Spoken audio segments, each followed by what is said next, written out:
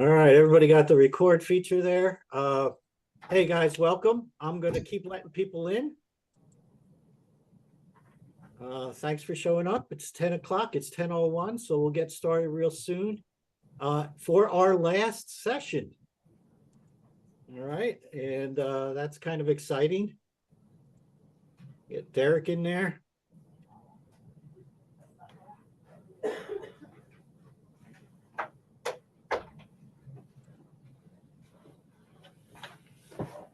All right, how's everybody today? Awesome. I like hearing that. You all psyched for going for that exam, right? Well, it is Friday. That's really the reason. Oh, it's just Friday. All right. All right, I am going to keep letting people in, but I have a special guest today. Sarah Priebus is with us. Sarah was in the cohort last year, and she took the same class you're taking right now, took her exam, and came off with flying colors, from what I understand. Did you get 100, Sarah? Was it 100 you got? No. But I passed, But so that's all I was hoping for. So she's here to talk a little bit about her experience and hopefully give you some insight about someone who has recently taken the CPRP. And after, you can do a Q&A afterwards, Sarah, and, take as long as you need. But go ahead and why don't you let us know about what your exam, where you went, how it was checking in, try to desensitize everybody to what they can expect on exam day. Sure. Hi, everybody. Happy Friday. I'm with you. I think, Brendan, you were saying about Friday. Thank goodness it's Friday. So I took this class with Dan. I have been in the park and rec field for over 25 years and finally decided to get certified. I didn't need it for anything other than I just wanted to do it finally. I've obviously been out of college for 30 years. So it's been a while since I've taken a test. So I was petrified. I really was scared. Plus being in the field for so long, I'm stuck in my ways. I do what I do. So learning this information from the book was a little challenging for me. I felt like, I loved this class. I think it's great that you're taking it because it forces you every week to read a chapter, to talk to Dan about, what is kind of on the exam. I'm going to tell you the exam was a lot of questions, situational questions. All right. So just make sure you know your stuff and you can put it into a situation. Let me tell you about the day of for the test. So the night before, again, I was nervous because I haven't taken a test in 25 years. So the night before, I got a good night's sleep or tried to get a good night's sleep. I got to the testing center really early. I sat in my car for a little bit just to breathe and relax and just chill out. The testing center I went to was in King of Prussia. I live in Bucks County. I work for Upper Gwinnett Township. I'm the director of Upper Gwinnett Township in Montgomery County. So I went to a King of Prussia testing site. It's a big building. I didn't really know where I was going. So again, get there a few minutes early so you can navigate, how to get in. And it's kind of like, to be honest with you, it's kind of like you're going to visit somebody in jail a little bit because you need ID and you need to get buzzed in and all this stuff. So it's a little intimidating, but it was fine. And you are going to take a test at a testing center. So what that means is no one there was taking the test I was taking. I had people taking tests to become tests with chemicals and I don't even know what they were. Machinists were in there taking tests. So the test that I was taking, this CPRP, was just me and myself at a computer at a little cubicle area. Everyone had to be quiet. So anyway, let's backtrack here. So I get there 15 minutes early. I start going in, I find my way. It's pretty easy to navigate, have your ID, all that stuff that they tell you to have. You go in, you just tell them your name, tell them what you're there for. You'll sit for a few minutes. Now, unfortunately, when I was there, the computers were down. So we sat for 30 minutes in the testing room. So of course I'm anxious and, I just want to get this test.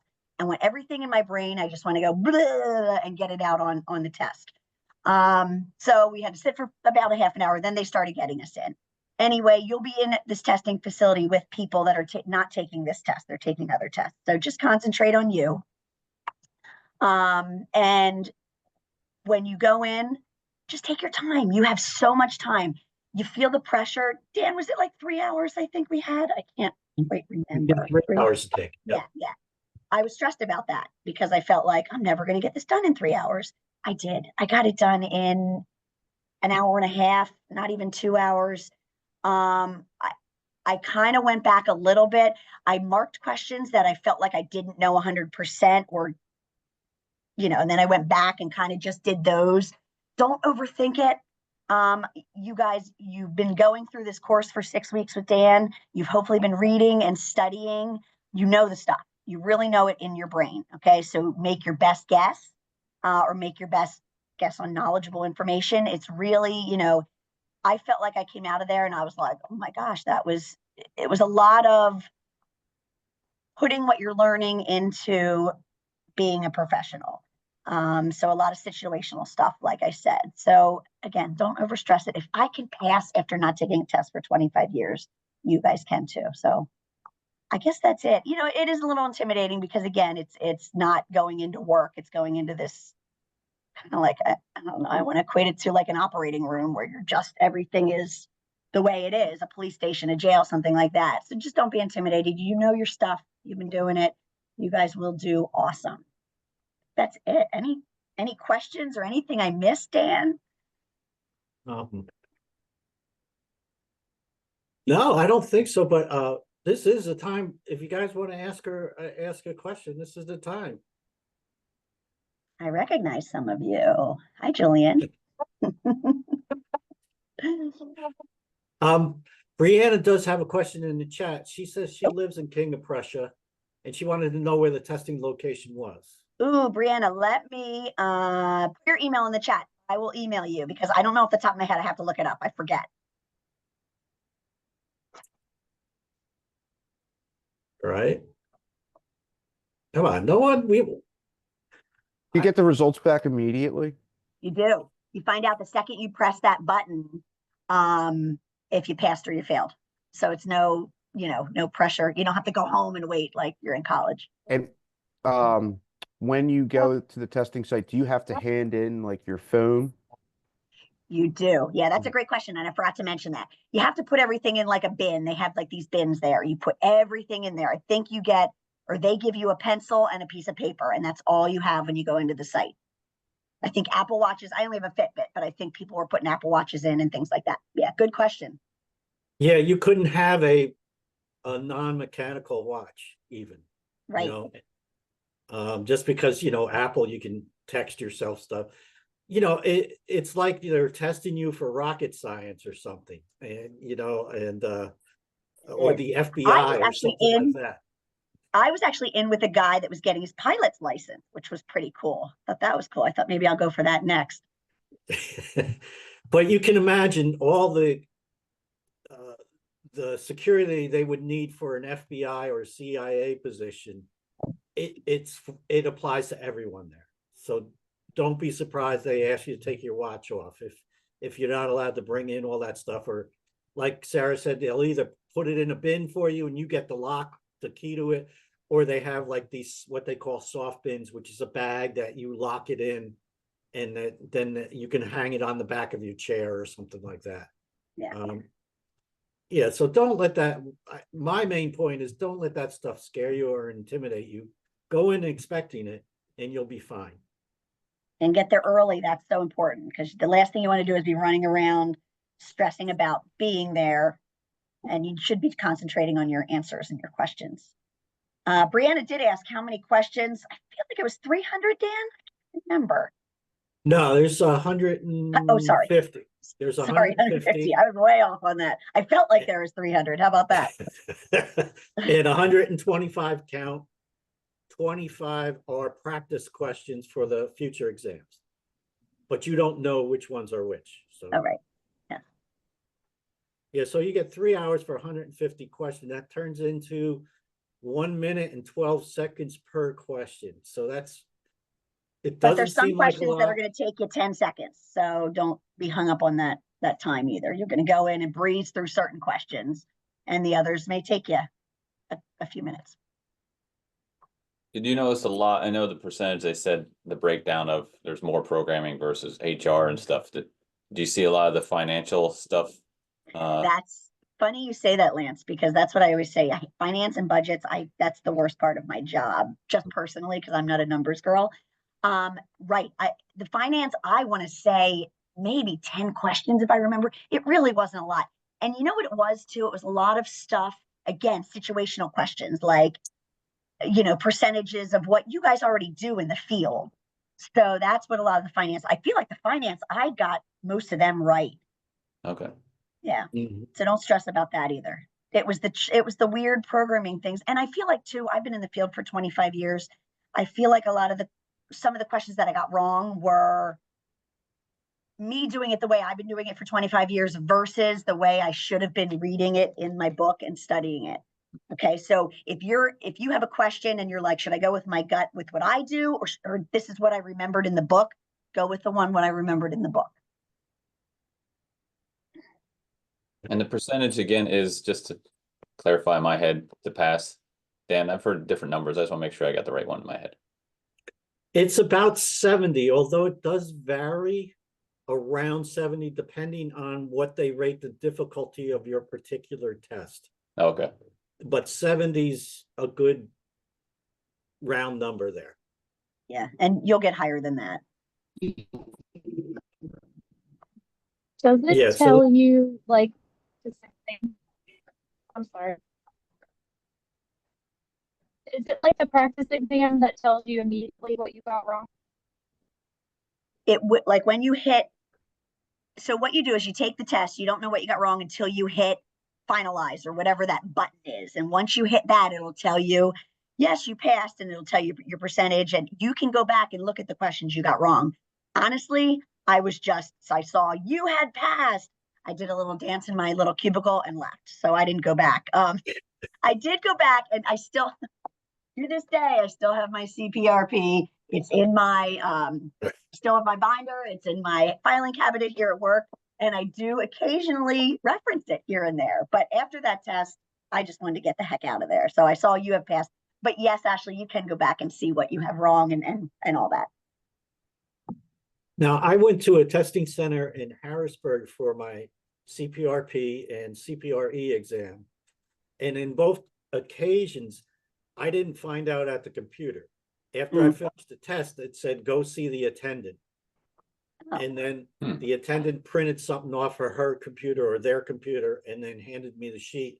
And it told me I got 8 out of 10 on finance or something. It gave me the breakdown, but it didn't exactly tell me which ones I got wrong. Yeah. Oh. But it still told me I passed. I still did a happy dance and walked out. Sarah, I got 2 questions for you, if you can hear me. Sure, Patrick. So first question is, how long after the class with Dan did you take the exam? And number 2 is, how long did you actually study for? Oh, good questions. I went maybe a week or 2 weeks after the class. I wanted to get it done. And if I wasn't going to, I was worried I was going to not pass. And if it wasn't going to pass, I was going to go back and keep going back until I could pass. Yeah, it was about 2 weeks. And how long did I study? I probably studied, I want to say a total of 10 hours, maybe 15 hours. Like it wasn't, I have 3 children. I have 17, a 15, and an 11-year-old. I volunteer. I'm a commissioner of a girls lacrosse league. So I didn't have the time, and I hate saying that I didn't have the time because I should have made the time, but I would say 10. That's why this class is so great, because Dan forced me to read a chapter a week to get it done because we all have so much stuff going on. So I would say 10 to 15 hours tops, Patrick. Thank you. That Sure. sounds about right too. Yeah. Was there something you Leanne- focused mostly on? Sorry, Dan. When she said that Well, 10 to 15 hours, was there an area you just? I did Yeah. mostly on finance because finance was, I felt like, my downfall. I Okay. did the least studying on programming because I did 16 years of programming. I figured I knew that. And honestly, I think I probably got the most questions wrong on programming, which is kind of strange. Has Brianna, I can't answer if it's similar to the AFO exam because I've never taken the AFO. Formulas to solve? No. They give you a piece of paper and a pencil. I maybe did a couple formulas on that paper, and that was it. I didn't really use the paper. A lot of it was just knowledge that you guys know from your notes and stuff. And do you remember last week I pointed out the question that they wrote out the low numbers from 0 to 10? It was like 4 lifeguards at $10 an hour for 30 hours. That's a question you're going to get. That is a question, yes. So just know that, and you'll breeze right through that one.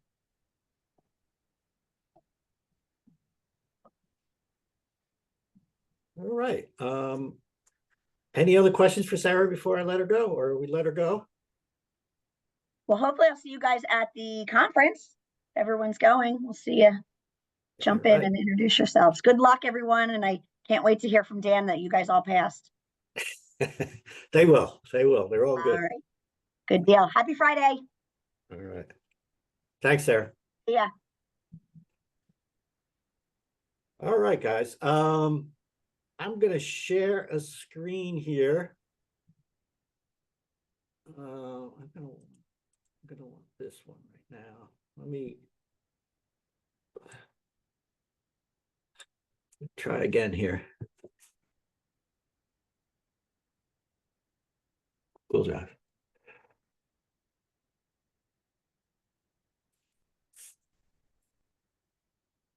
Is that Google Drive up now? The Google Drive site, is that up? Thanks, Patrick. All right, I just wanted to make sure that we're all familiar with what's available to you as you, this is our last class, so it's all about helping you with the exam. I've put everything in folders under the CPRP 2025. If you don't have a link and can't get into any of these folders, please let me know. I will make sure that that happens for you. So there's a subfolder for every chapter, which each subfolder will contain, I'll just do human resources, will contain the completed term sheet and the blank term sheet if you wanted to use that. There's also the NRPA material, which is all the different chapters in case you need to access your book somewhere else and your book's not handy.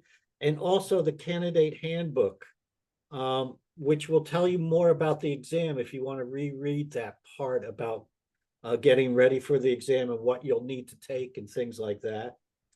In the study help, there's those slideshows I did about study plans, study guidelines, developing a study plan, and then the exam strategies, which we'll review again really quickly today.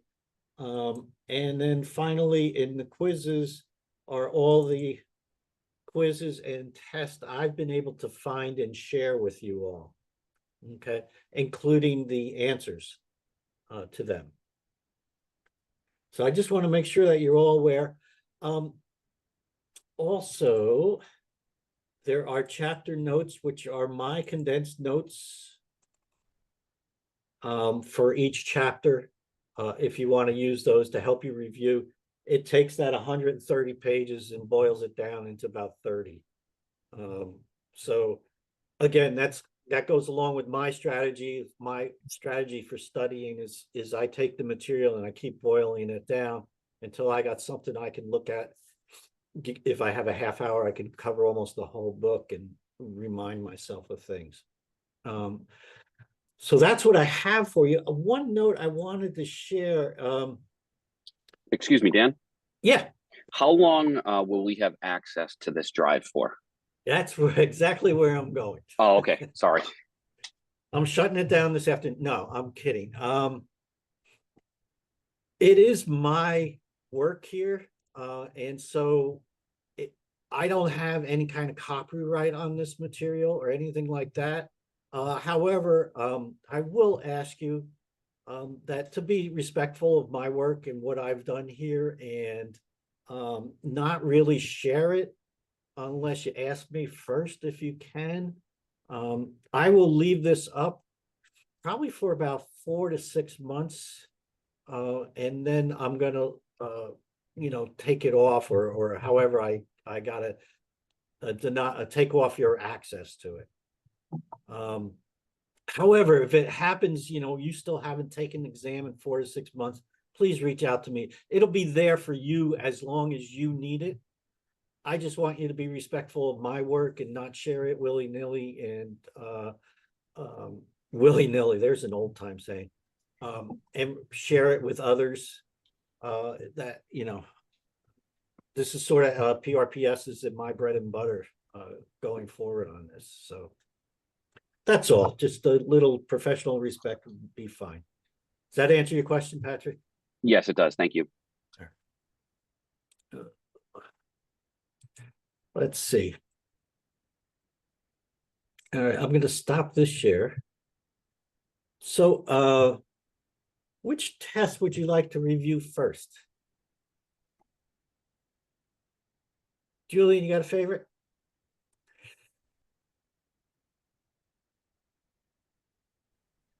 I actually was just going through my answers for the chalkboard quiz because I didn't see the key. But let's go through the NRPA one. Just because I haven't figured out my answers for the chalkboard question. All right. No, that's fine. I'm gonna pull it up.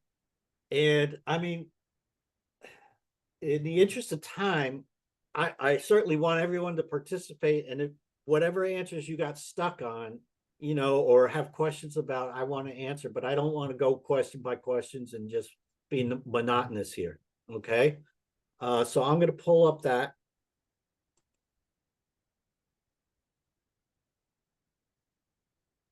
Yeah, and I do have a question. Yeah. I've done the NRPA practice test and then your practice test. Mm-hmm. Is there a wording that's more similar to is NRPA's practice test how the question? All right, I'll probably do that then. I'll call him. All right, hold on. Let me finish this here.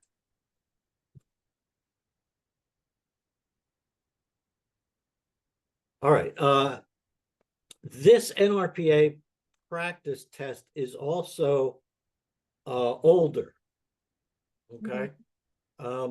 I would say their wording is closer to what you're going to see. Some of my wording, I just got so tired of looking at the same answers. I made stuff up just to make it a little lighter.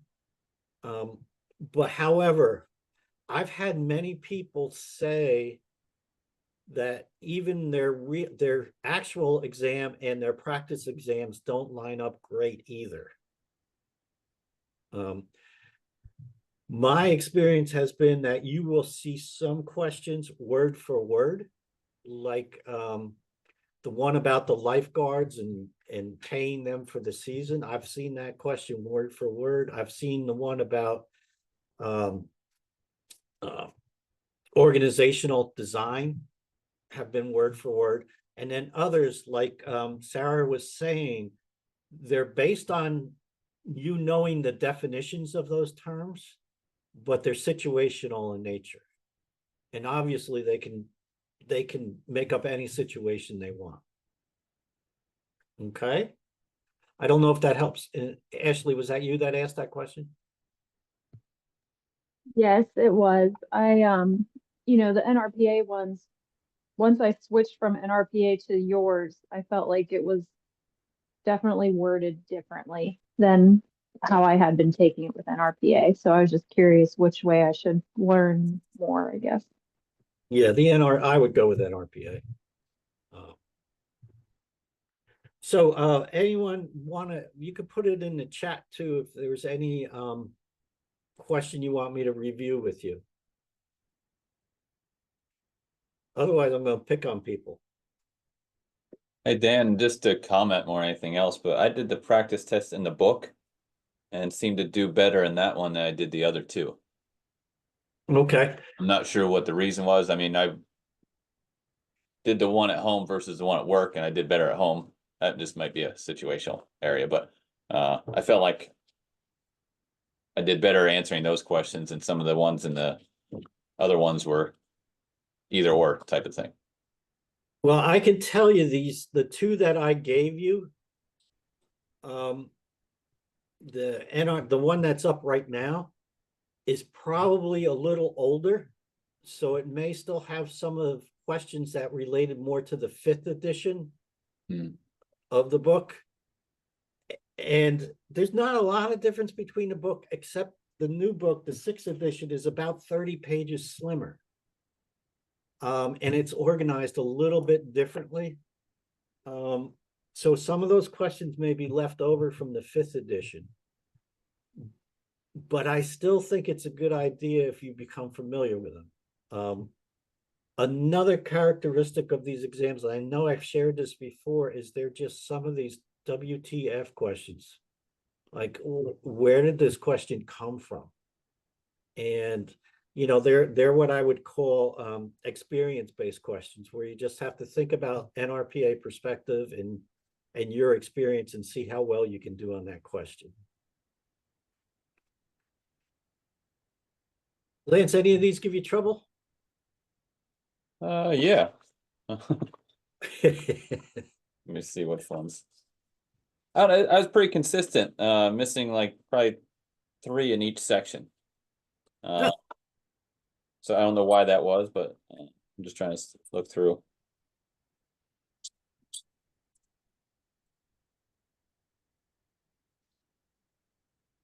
Let's see. Well, I will start us off here. I took them all again, as I usually do. And this one, number 17, I got wrong.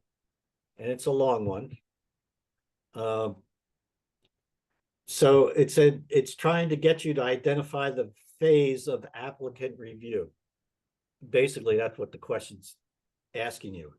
And then it fills in the information for you. Name, educational background, career goals and experience. Information obtained during this phase is then compared to the competencies outlined in the job description. And I didn't read this question well. I thought I knew, right? So I just buzzed to A, the preliminary interview stage. But really, this is the application screening stage, because it doesn't say anything about interviewing or talking to the candidates. And so that's bad on me when I tried to, I thought I knew it and I just buzzed right through it, and I really should have read the question. Dan, so if I can jump in, I actually struggled with that question as well. I found the wording to be a little bit confusing, actually, for the way that you're explaining it, because that was my first thought as well. Was I was leaning application screening, but then when I read the question again, and it says the park and recreation professional should ask applicants, I took that as yeah, there you go. talking to them and asking them a question. So it started pulling me away from application screening. So I guess that's technically, it's saying that that you're gathering that information, but not officially asking it of that person. I don't know. I found the wording to be a little bit confusing, and I got it wrong for that reason too. Yeah, review would be a better word than ask. Right. Yeah, you're right, Derek. You're absolutely right. Maybe that's what threw me off subconsciously anyway. As soon as I saw that ask. That's a great point. And if I was your teacher and you told me this, I'd give you credit for that. Can you grade my test? I would love to grade all your tests, but we probably, the good part about both of these tests is they do give you where to look for those things. And it would be page 13 in the book, and we could go back and probably see how they define it and then learn from that. But yeah, good point. So Dan, for this question, and Derek, this might help too. I got it right, so I was pleased pleased here. But one of the things that I think had me really think about what stage it was in is the second line where it's saying the information's being compared and outlined in the job description. So I was like, we're not necessarily looking at we haven't talked with any applicants just yet. We're just making sure that the applicants, before we even interview them, are qualified for what we're asking for. And I think that keyword comparing was what helped me. But I can understand how you can get tripped up when you're asking applicants for information. So if that helps at all. I read it the same way, and I read it 3 or 4 times. And when I saw the compared, same thing, same word popped into my head, and I said, "Oh, we're not sitting with the applicant now." Yeah, but ask is an unfair word. And you would have the opportunity, I know a lot of people wouldn't bother, but if you have any problem with particular questions in the exam, there is at the, you can flag it, and then there's like a little button you could click to make your comments that the reviewers will actually see and note. So, but knowing that it's one answer and not the other, and that, a word choice matters, is a hard thing, but there is, you don't get credit. That's the problem. It's still wrong, but you wouldn't get any credit. Anyone else on this particular test?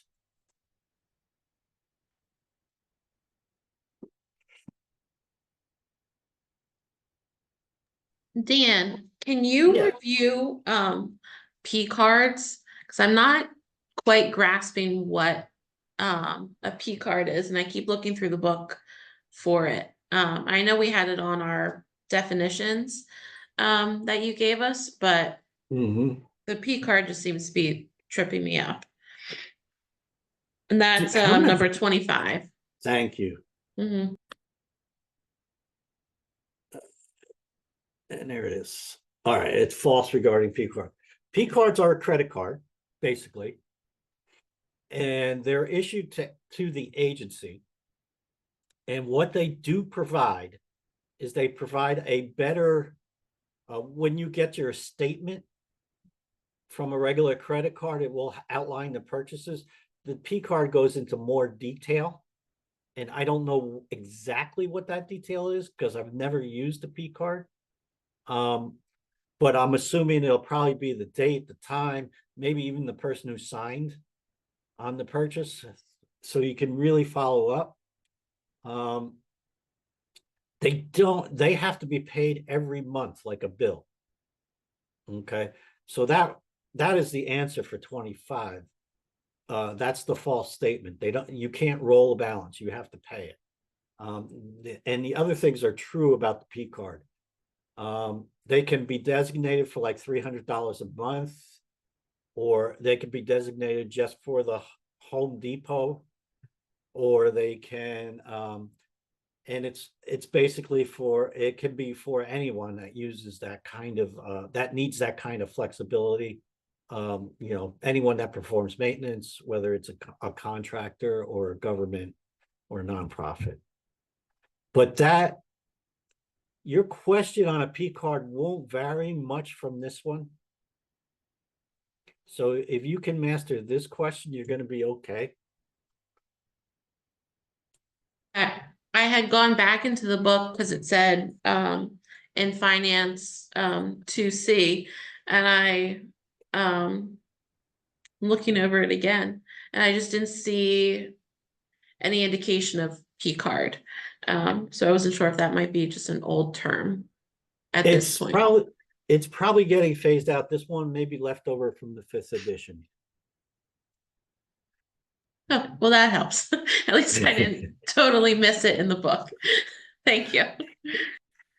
I mean, I can't say yay or nay right now because I haven't looked myself, but it sounds like it may be left over. Does anyone use a P card? Yeah, so it's probably a leftover. Let's see, what else did I have trouble with on this one? This was not the chalkboard one, but the other one. Dan, if I could throw one out there just to. Sure. I don't know, I guess how it confused me, but if you scroll up to number 21, the the budget classification, line items, cost control center. I'm wondering if it's maybe just, I'm used to looking at it kind of line by line as it goes down, as opposed to just typed out in a sentence format. But I definitely got confused on this one. It was my understanding that we had, your classification first, then your budget object, which is also a line item. And then the farthest down would be your cost control center. So I read this as services personnel being your classification, salaries being your, budget object line item. I guess, is it services personnel is one classification, salaries regular is another one, and then you're getting into line items? I got confused on this, and I don't know if it's because I'm not understanding the concept or if it was just the way that it was presented. It's not you, first of all. Okay. Thank you. The fifth edition of the book had it wrong in print. So what they were asking on the test and what the book said were two different things. I actually ran into this several times with previous cohorts, and I ended up emailing or talking with the authors of the book, and we got it straightened out on the sixth edition. This is a leftover question from the fifth edition. All right. The correct answer would be cost control center now. Right. But line item and cost control center, as you learned from the last time, are interchangeable. But now just use cost control center. You probably won't see line item anymore. Cool. Thank you. Okay.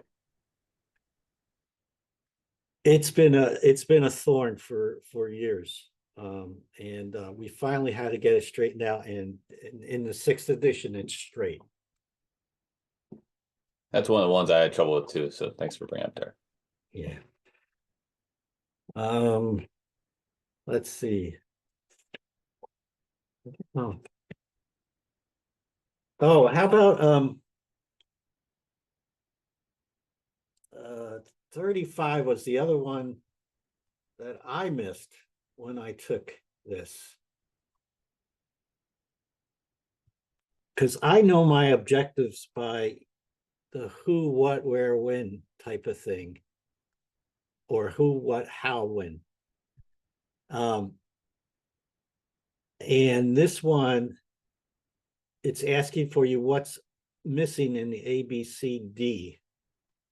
And I forgot that when is degree is equal to degree, because those two words don't automatically equate for me, when and degree. But if you think about audience as who and behavior is what, and C is a condition is how, and then degree is supposedly equated to when. But that one tripped me up.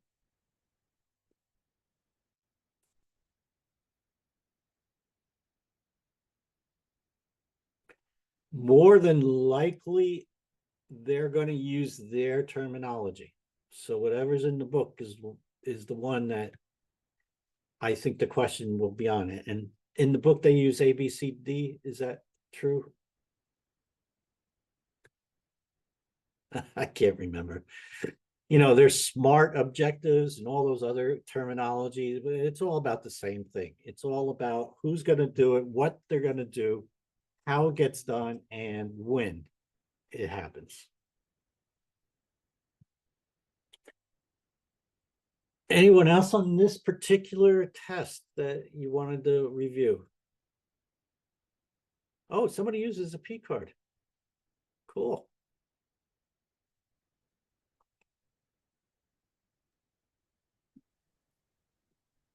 For 36, and maybe I just read it too quickly, I change the activity. I put B instead of A. I guess I didn't understand why you would just accept the risk.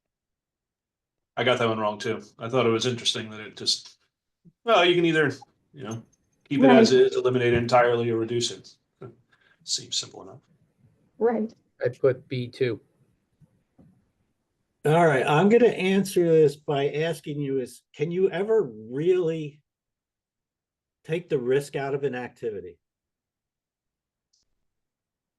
It's always risk, right? It is always a risk. Sometimes it's more than others. Obviously, skydiving's a little more than basketball, but there's a risk of injury in both activities. Even in art, like if you're painting, you may stick stick something in it. Kid might stick you a paintbrush in your ear, or the fumes of a paint may, make somebody sick. There's always a risk. So you really changing the activity really doesn't get rid of the risk. And that's the way I would look at that. You can either eliminate the risk, maybe it's a trail and you're not going to use that trail. Or you're going to use you use a different trail, but you really can't take the risk out of hiking.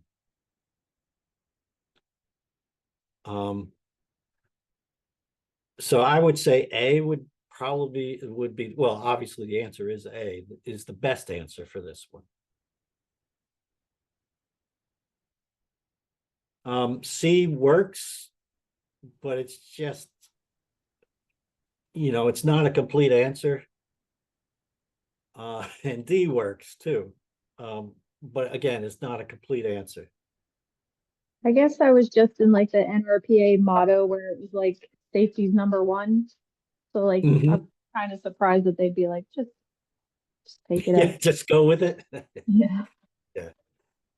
But my point still stands. You just really can't take the risk out of everything. You can try to eliminate the major risk. Like in my school, I used to supervise recess for like 1st to 8th grade, and my motto was no good can come of young men in sticks.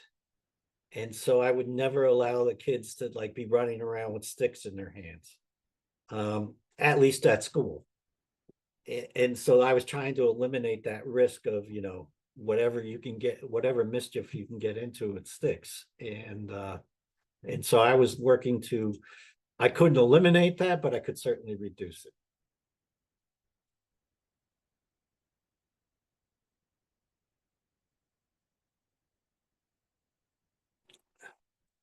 Is there another one? That's a great question, though. You guys are doing well. All right. How about the other one? The chalkboard.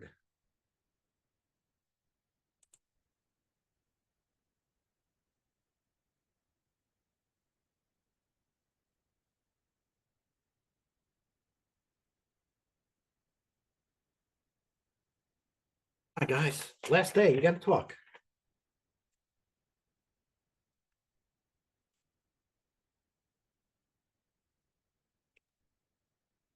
I mean, I'll start with number 4. I think I just got confused on high level of coordination in a written agreement. I guess my mindset was just going to the highest level of coordination, as opposed to, the alliances it's collaboration, alliance, and then partnership, correct? Yep, cap. Yeah, gotcha. Yeah, so I think I just got confused reading the question and thinking, okay, high level of coordination. It was referring to the highest level. I guess it was the middle level of coordination. This is a concept that also got changed from the 5th to the 6th edition. This question's current. Okay. But in the 5th, I think there was even another level. Or partnership. In the 6th edition, partnership means you create a new organization. Okay. And here, I got this one wrong too when I took it. Okay. So you're not out of the ballpark here. But when you go back and read in the book what it says, it's right out of the book what it says for alliance. Okay. So for order to be C, you're going to have to see some kind of mention of a new organization. Okay. Collaboration is just talking and going home and doing whatever you're going to do. Okay. The alliance, you have an agreement which has coordinated, you're coordinated on who's going to offer what, and there's a written agreement outlining that. So that's the middle. That's cap. Partnership, you've just formed, like 2 organizations got together and did Friends of, East and West Goshen Parks or something like that.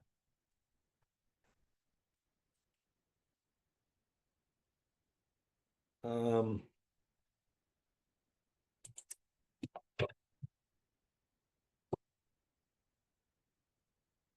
how'd you guys do on number 13?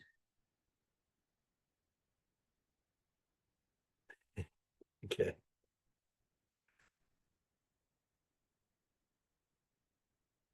All right, this is misfeasance, B. Thought this was Wow. before, Dan, wasn't it? I What's remember, that? I remember this question from earlier in the session. Yeah, oh yeah, we've had a version of this question before. The correct answer is B. Obviously, it's not going to be an incident report. We're talking about one of the feasances here, okay? Non-feasance is when you do nothing. You see something wrong and do nothing. You walk past it. Malfeasance means it's illegal. All right, you've done something illegal. Misfeasance is you've done something wrong, although it may not be illegal. It's not illegal for an employee to talk back to a participant.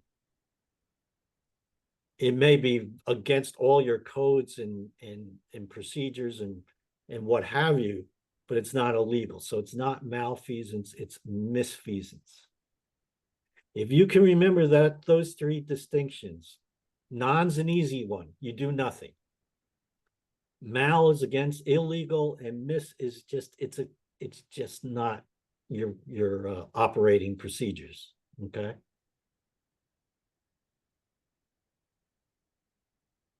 Let's see. I'm just going through the ones that gave me trouble until I hear different. If anyone else, please put it in the chat. Another one I had trouble with was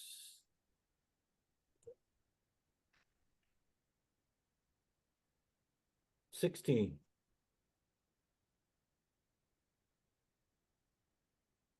Obviously, you can eliminate 2. It's not housekeeping.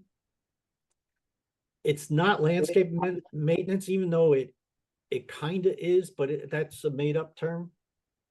Okay, it's going to be either regular or preventive. I first called this regular maintenance, but it turns out that it is C, preventive maintenance. And let's see, 16.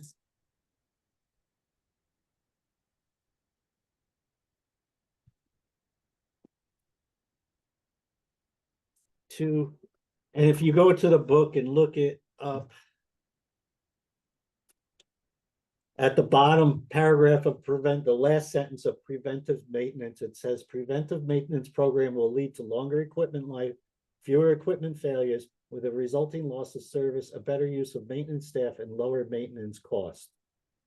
So preventive maintenance doesn't happen at regular interval, doesn't have to happen at regular intervals, but servicing equipment like changing the oil, sharpening the blades is preventive because it's going to save your engine for further work. Could it also be considered regular maintenance? At some point it might, but regular maintenance is more like changing light bulbs, cutting the lawn, where it has to be done at regular, it has to be done on a regular basis, but you have some leeway in deciding when. Like if it's raining, you're not going to mow the lawn today, you may do it tomorrow, or something like that. It has to be done, but you have some leeway. Preventive maintenance is when you're doing something to prolong the life of the equipment. Okay, tough one. Derek, I can tell by your facial expression, you're not liking this one. No, I don't like that one. I get it. I understand kind of the thought process there, but like if I think about, okay, every 3 months we're going to sharpen the blades and change the oil to the mower, that strikes me more as a regular maintenance schedule rather than preventive. It is preventing potential issues, but yeah, I think I get it. I now know what to answer when I see that question, but Yep. tough one to get behind. And, you know, just between us, who cares? It's still maintenance. You still have to do it, you know? Whatever term you put on it, you're gonna do it, right? But when it deals directly with equipment, and it's not like using the equipment for something, but you're actually doing something to the equipment to prolong its life, that's preventive maintenance. Okay.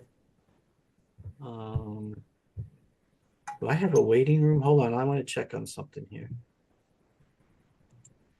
Okay, I got no one in the late waiting room. All right, here's another one that tripped me up.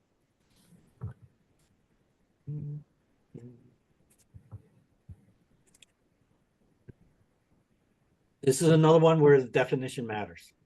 Okay. I would consider these green initiatives, right? Recycling, waste prevention, composting. I would consider them green initiatives. I don't think I'm wrong for picking green initiatives. However, in the book, under disposal methods, these three things are specifically mentioned. And so the correct answer is A, disposal methods. Yes? Anyone get that wrong besides me? I did the same thing. Yeah, and I would refer you to the book. It gives you the page number of the book. Go look at the book. It's right there. That's a book one. Let's see. Green initiatives just sounded fancier than disposal. Yeah, and it doesn't really say what the green initiatives are. It just talks about green initiatives, with waste reduction being one of them. And you know, I think one is about technology use and things like that rather than paper, things along those lines. But yeah, you're absolutely right. Let's see. I think the one that confused me was just that waste prevention as a disposal method. I think I was just getting hung up on that, you know, preventing doesn't necessarily constitute disposing. You know, I think I just got hung up in trying to make much sense of it. Yeah, I can't argue. All right. One other one that got to me. Oh, I did get this right. Sorry, but you'll probably see, you know, one thing that occurred from the 5th to the 6th edition is there's more language and there's more content on inclusiveness and DEI from the 5th to the 6th issue. So I can tell you that the test probably, despite what the new executive orders are coming down from on high, this will still be part of your test, DEI and inclusion. And so number 30, the correct answer is use specific people first language, someone with a disability, not the disabled. You know, people with a disability rather than the disabled, things like that. So the other things are not particularly wrong. I believe it's an 8th grade level though. Pictures are always good to have, and assessing the current situation. They're all kind of correct. D is the best answer.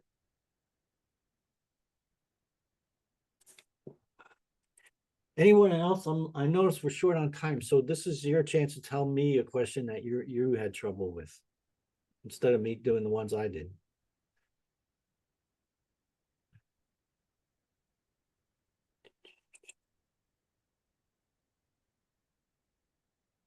Everybody's quiet today.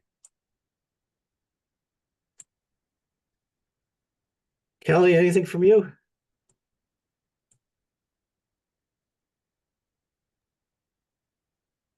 Not right now. You went over the ones that I got wrong. I apologize. No, that's not. Oh, and let me go here just real quick. Just to highlight something. You're going to need, that's not the right one.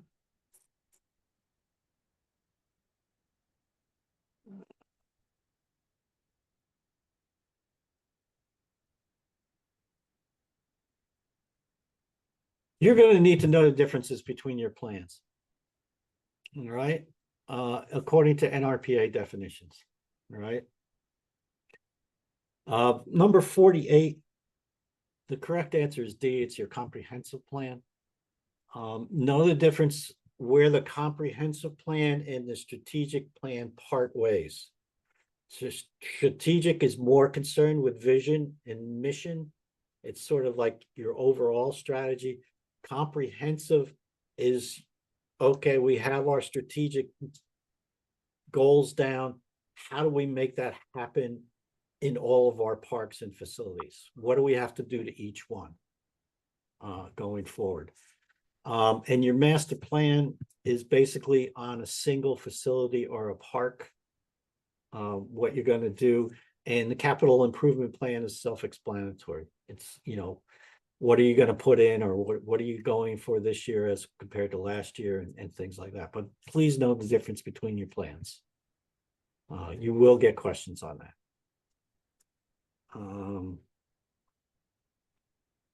Let's see. Hey, everyone get 49? Priming the pump.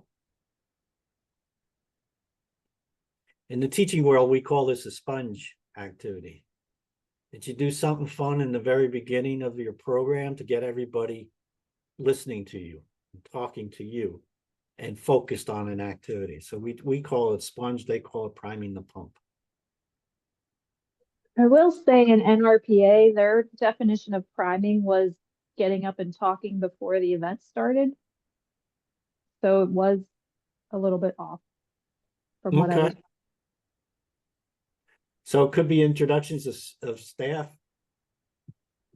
Yeah, But they I'd didn't argue. offer they didn't offer the other part, like integrating activities. It was just, that was the only option, was to like get up and basically prime the group.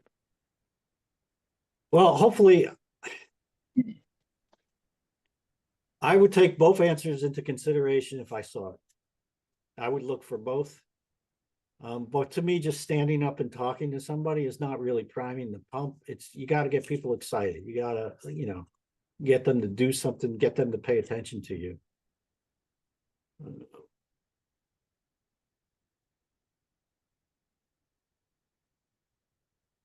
Physical resources and development. 50 is the A to the master plan.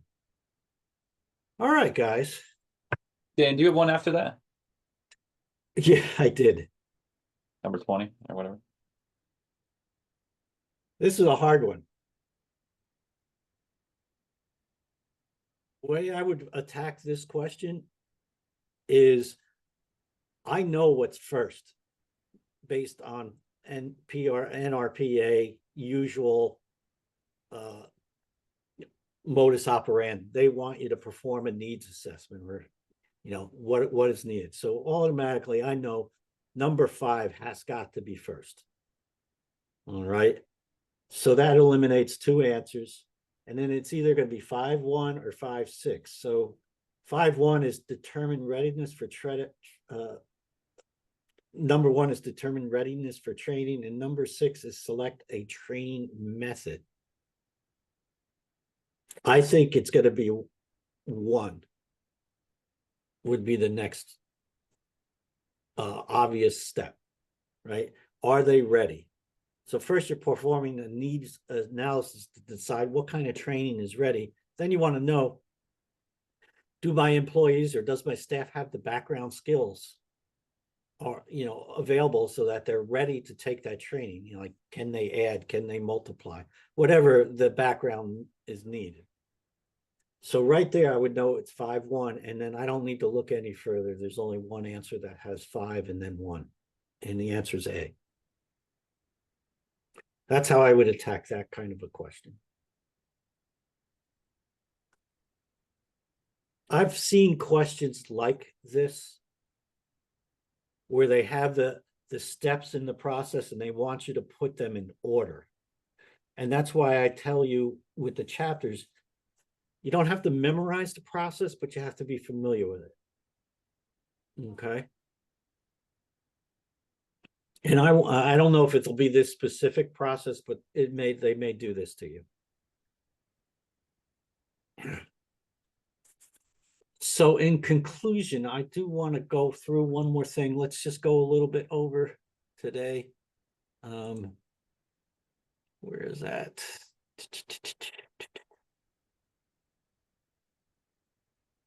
If you need to get off, I totally understand. But I'm going to go ahead.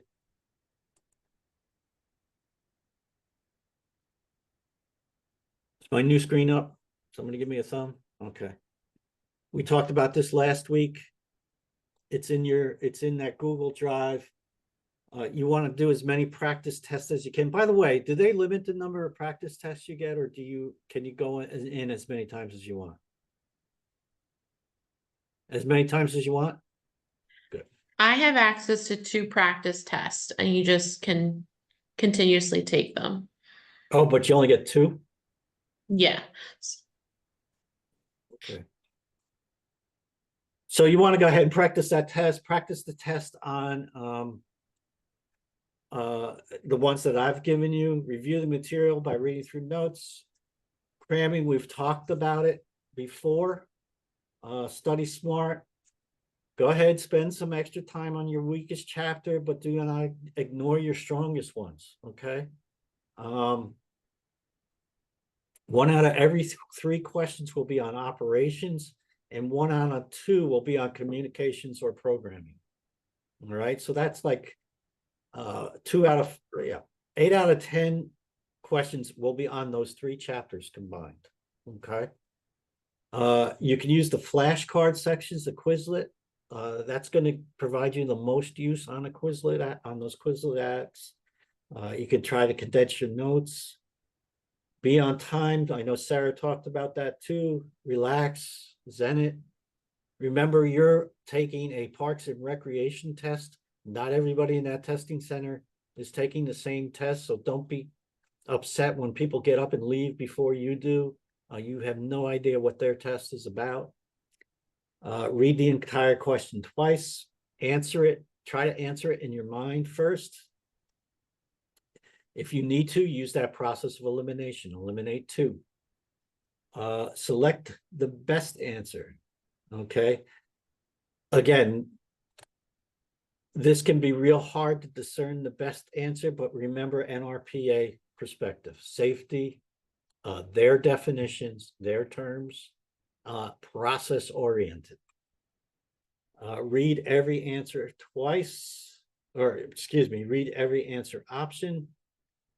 Answer the questions you know first. Make an educated guess, flag it, and move on. Come back and tackle it once you've answered all the questions. You don't want to have unanswered. You don't get penalized for wrong answers, okay? But you will not get credit for answers that aren't, if you don't answer, okay? Access the learning environment. Sometimes you can think about where your notes are, where you've seen that before, and able to pick that up. Pay attention to these words, always, best, and never. Put yourself in NRPA shoes. It's usually best to stick with your first choice, but not always, all right? So you do need, give your gut a vote when answering these questions. Please read through that section a little further. All of the above and none of the above. This might not pertain to the question, to our exam. I don't think they have any all of the above or none of the above type of answers, okay? When there are seemingly 2 correct answers, again, this doesn't pertain to that kind of a test. Here's 2 little nuggets. Place your bet on the favorable option. In most cases, a favorable option is probably right if there's also a negative one. And the more information, the better. More commonly than not, the correct answer usually contains more information than the other options. This is good to know if you must guess. Okay, so please read through these notes. Please read through that NR. This one. please read through that candidate handbook again. Which will talk about, how to, sign up for the test, where to go to get it, all those other types of things, what you're gonna need to bring. Be prepared for your test date, all right? Has anyone not signed up for the test yet? Ah, come on. Dan, I was Julian. hoping I could talk to you about that afterwards. Is that okay? Sure. Okay, Mhm. perfect. Thanks. Jeff, I talked to you the other week. Did you sign up yet, Jeff? They have my applications all through, but I don't think I've signed up for a test, no. All right. Listen, guy, I can't say it enough from my experience and my experience with the various cohorts. Do it as soon as possible. Strike while the iron is hot. You guys, you all have experience. You've all been doing the studying.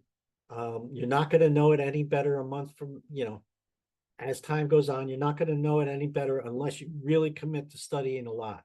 But like Sarah said, she had kids and her job and lacrosse and things like that. And she could only, share about 10 hours. So, get it. What does that guy used to say? Get her done, right? Really just try to get it done. All right. I'm going to stop my share. And those of you who are on camera, I want you to go to your video. All right. And there's a little top hat sitting next to your video button. Right. Click on that top hat.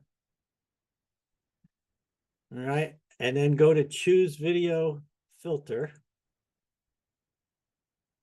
And you'll get a thing, a menu there. And go down one click and you'll see a graduation hat. Go ahead and click on that and give yourself a graduation hat.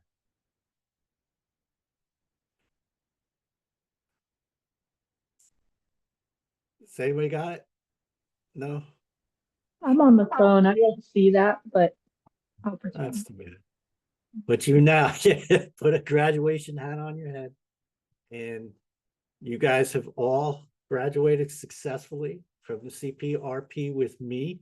I will stay on as long as it takes to answer any questions you have going forward. You can always email me, reach out to me. You can call me at work. I can put my number in the chat. It's 814-234-4272. And let me see, I put that into everybody. There we go. And you can call me whenever you, that's nice, Bob. I like that upside down. That's good. All right. So that's it. I wish you guys all the best. I do want to know, win, lose, or draw. I do want to know how you do. It's important to me. I'll be sending out an evaluation to you all shortly for you to give me an idea of so I can add to my survey results about how much time it took you and things like that. But also I'd be interested if there's any way I can improve the class or going forward. I'd love to hear your input. Otherwise, have a great weekend and best of luck to everyone. Thanks for Thank you, everything. Thank Dan. you, Dan. Thank you. Bye, Dan. Good luck, everybody. Thanks, Good Dan. luck. Luck, Good everyone. luck. Thank you, Dan. Bye.